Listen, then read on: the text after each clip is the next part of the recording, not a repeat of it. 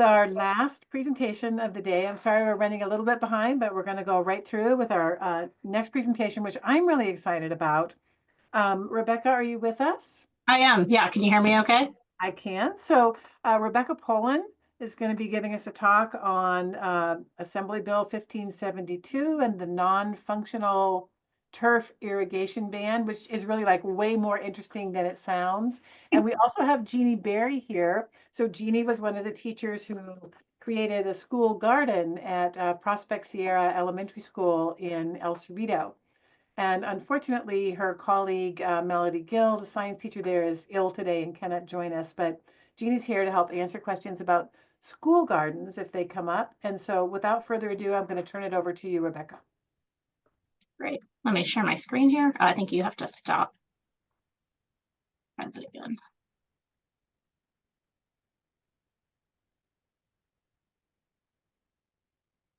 Oops. Let me just go back to the beginning here.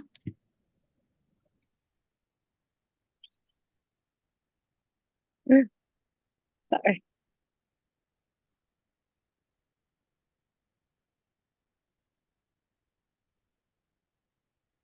Okay, how about now?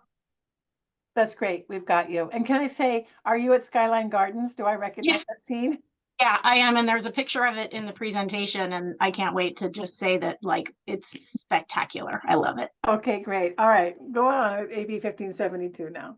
Okay, so thank you to everybody that stuck around for the last presentation of the day. I'm very glad to see there's still a lot of people here.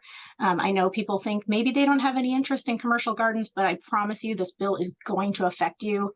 So hopefully a lot of you will take something away from this presentation. My name is Rebecca Pollon. I'm a landscape manager, a property manager, and a landscape consultant. I've been in the industry for about 20 years, and about 15 of those have been commercial landscaping. So I'm very interested in this bill. And what it is the non-functional turf irrigation ban. I know that's a mouthful. We're going to go through it. It'll make more sense in a minute. But what you need to know is that this little known law is going to fundamentally change the California landscape. And it's a once in a lifetime opportunity for pollinators and people.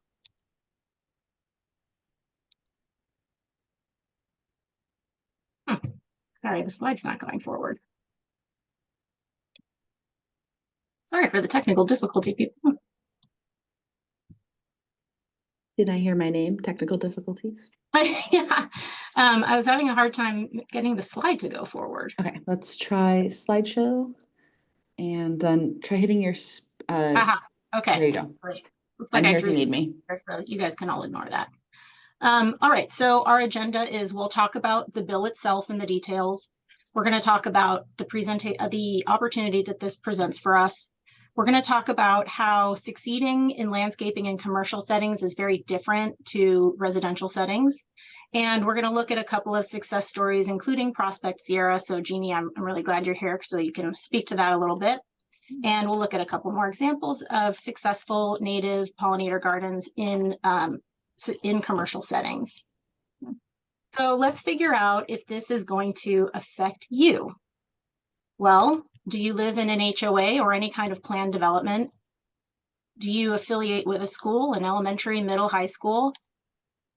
Do you work at an institution with grounds, meaning it's more than one building, like a hospital or a university or a government entity or even a research center?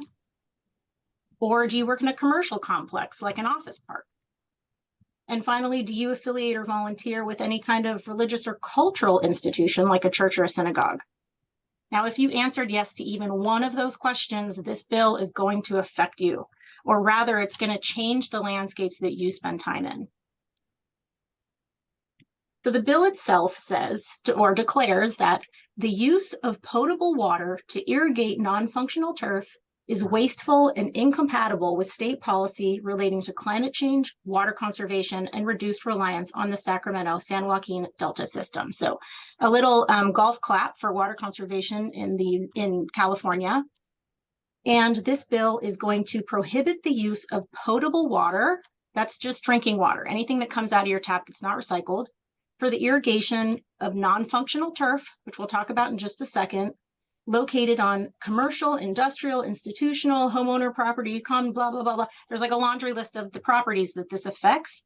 What you need to know is it affects almost every property in the state except for single family homes. There are some exceptions, but single family homes are the big exemption. So first things first, let's understand what is non-functional turf. Like, what does that mean? So again, it's easier to understand this in the inverse. So functional turf is anything that is stepped on, used, played on by humans or pets, primarily for recreation or for community gatherings. So anywhere sports are being played, including golf courses, anywhere people are exercising, kids are playing, people are picnicking. If people are using it by actually being present on it in any way, that's considered functional turf, and that it does not fall under this law. Non-functional turf, again, is the inverse of that. So if humans are not using it to walk on, it's likely non-functional.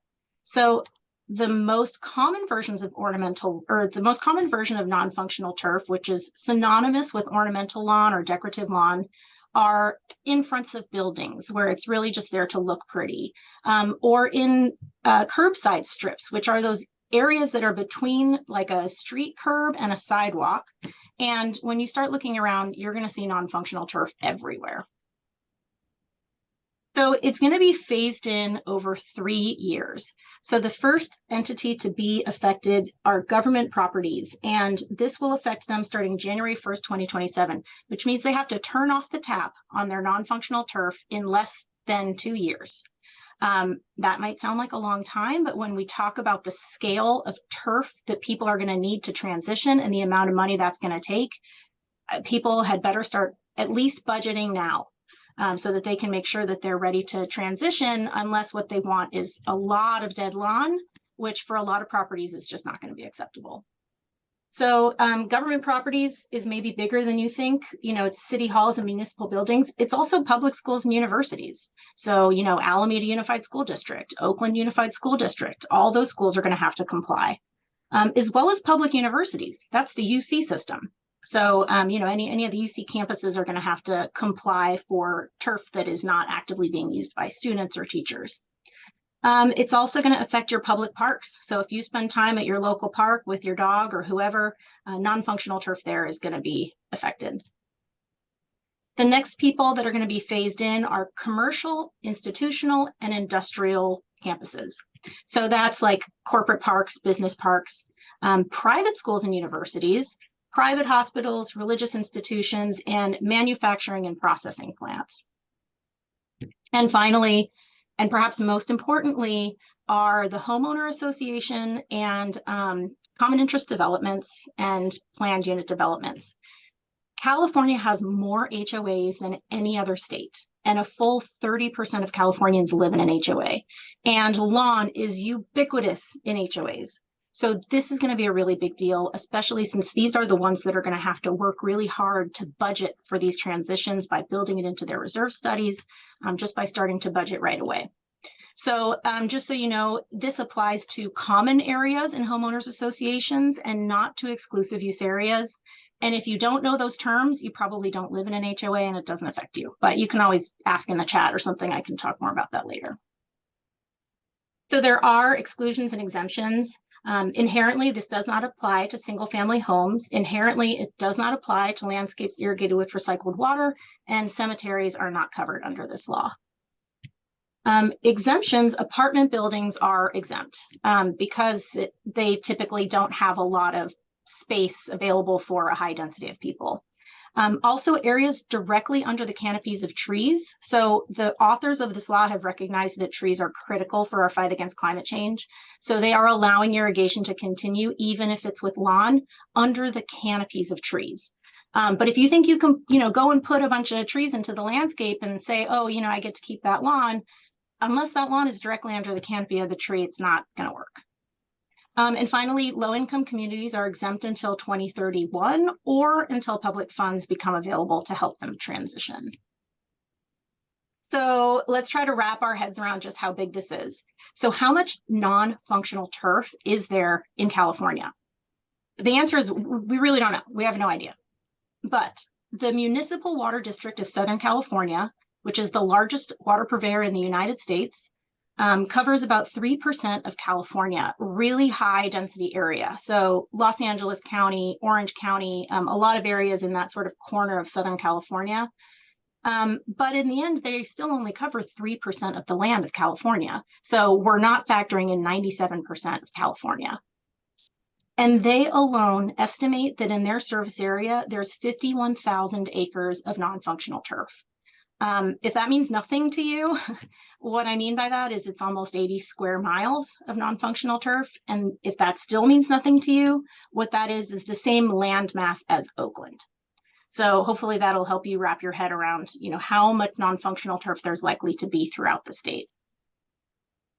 So, of course, this is an unprecedented opportunity. There is going to be so much space that people are not going to know what to do with. And this is a really good chance to start advocating for pollinator gardens and native gardens. Even if it's not for an entire property, if we can have small amounts of pollinator gardens like Doug Tallamy showed earlier, it was like a 4 by 4 foot. Hopefully we can go a little bigger than that. But the point is, some small amount of pollinator area, the impacts could be huge. So imagine for a second that you are, a migrating animal flying over this ultra urban area, and you are tired and you're thirsty and you're hungry, and there's no place for you to land if it looks like that. Again, if we start implementing these pollinator gardens, just imagine the impact that could have on local and migrating wildlife. And furthermore, what impact would that have on humans?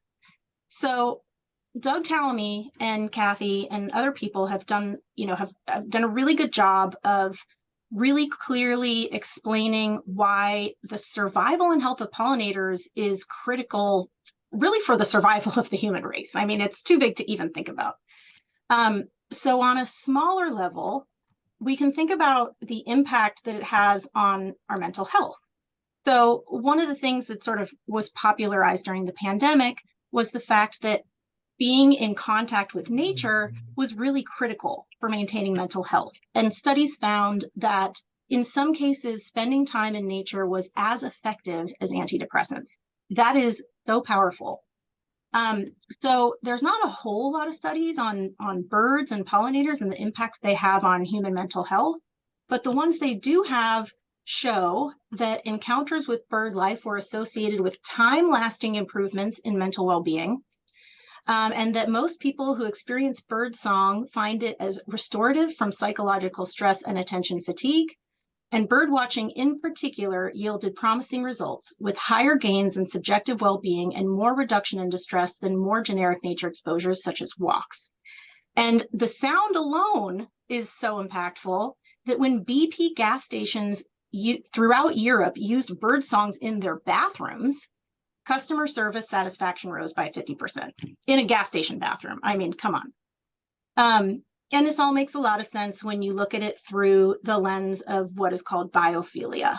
And this is a concept that's gone all the way back to the times of Galileo, but was popularized in the 80s. And it posits that humans have an innate need to connect with other life forms, possibly evolutionarily because our health is reliant on their health. But, you don't need a study to tell you this. Who has a pet that they snuggle? Who gets happy when, they see a bird come to their yard or a butterfly float overhead? We all know that bringing wildlife around is exciting. So again, we have this huge opportunity to start implementing pollinator gardens in these huge public and semi-public spaces. But we might only get one shot at this. We have to do it right, which means that, first of all, we need to be aware of what goes into a public garden versus a residential garden. And the first thing we need to consider is that there's a lot of stakeholders. In your residential garden, maybe it's you and your family, and you're only working towards those people. But in a commercial garden, there's a lot of people with different needs, different objectives. Some of those needs and objectives conflict sometimes. There's also a liability issue, which, we are an extremely litigious country, unfortunately, and people sue over the most ridiculous things. So I won't even go into it, but just know that, liability is a huge, huge factor for public landscapes. And generally, you just have a lot less control over, what's going on because there are so many cooks in that kitchen. So like I said, I pulled out 5 essential qualities for, the successful implementation and sustenance of a commercial garden. And the first one that we alluded to is to be collaborative with all of those stakeholders that we're talking about. So the first thing that really needs to happen is you need to buddy up. It's really hard to be taken seriously when you're just one person. It doesn't mean you're not capable. It's just hard to get traction. Plus, there's going to be a lot of work involved. So if you are 2 or more people, better yet, a small team of people, you're just going to have better luck actually reaching your goals. And you want to involve facilities and management early in the process. So, in every sort of commercial setting, a school or parks or otherwise, there are maintenance people that are charged with taking care of these gardens. And they will be your best friend or your worst enemy. They'll know where the soil is good, where the sun is good, where you can and can't plant. And if you involve them and you respect their wishes and their knowledge, they will be on your side. If you don't and you alienate them, you're going to have a really hard time with everything. So just make sure, this is their livelihood. They do it day in and day out. Make sure you're wrapping them in, and it's going to affect them perhaps more than anybody else. And make sure you're interviewing the other stakeholders, other people that use the space. If they present you with challenges, you can design for them. But if you put something in the ground and then they have a problem afterwards, it's very hard to repair. The second is, of course, you've got to get funded, not just for the implementation, but also for the long-term maintenance. Because, again, any garden that gets put in the ground, if there's not a plan for taking care of it, it's not going to last. And if it doesn't last, then we're not going to reap the same benefits. And people are going to see those gardens and say, oh, that looked great for a year and then it died and blah, blah, blah. And, we're going to end up with a lot of naysayers. So there's a couple options. Kathy alluded earlier to the East Bay Mud, Contra Costa County, and Alameda County Water District rebates for up to $20,000. Those are rebates. They show up on your water bill, so you have to front the money, but you will get it back in terms of water savings or water rebates. Your local resource conservation district, every county has an RCD, and they have lines into a lot of different sources of information. At the very least, they can give you support. They also know if there are any grants available. Right now, they actually have their own grant available for pollinator gardens in Contra Costa County. And they'll know where you can get plants. Like, for example, the Xerces Society is currently giving away native plants to people who want to plant a pollinator garden and who qualify. And finally, if you can't get enough money for either of those, well, you can turn to your community organizations like your parent-teacher groups or maybe even crowdfund. So third, and by the way, this is the skyline restoration project. I have so many good pictures. It's really stunning. Okay, this is the hardest and the most important step. You have to start small and you have to keep it simple. If you are trying to advocate in a public space, you can expand later, but it is critical. You are setting an example. You are showing people that something can be done and it can be done well, and then they will sort of give you the flexibility to go on, or they'll help you, whatever it is. But you have to keep it to a manageable scale so that it doesn't get out of control. And again, that is very difficult for anybody. I fully acknowledge that, but you just have to make sure you're biting off a manageable chunk before moving on. Massing plants together, Doug talked about that earlier. What that means is taking the same plants and putting in a group of them, like 5 or 7 of them, as opposed to one of this and one of that and 2 of that and 1 of that. That's for a couple of reasons. For one, it's better for pollinators because they expend less energy moving from flower to flower. To the human eye, it's a lot easier to understand. And from a maintenance perspective, it's also easier to take care of. And no special maintenance requirements. Don't plant a garden where you're like, oh, as long as somebody, does it, as long as Leslie is here to do our super special native pruning, which is awesome, but, very specialized thing. If the facilities people are not able to do that well, you may think you're going to be there forever to sort of lead to guide this, but people leave, they move on in jobs, they pass away, they move away. So you want to make sure that you are not planting something for failure. Make sure your pollinator garden is appropriately located. Most gardens like sun, not all pollinator plants, but a lot of pollinator plants like sun. If you are close to a riparian area or open spaces, you can draw in local wildlife that is already there. In a city setting where you're not going to have a lot of sort of wildlife passing by inherently, it's going to take them a minute to find you.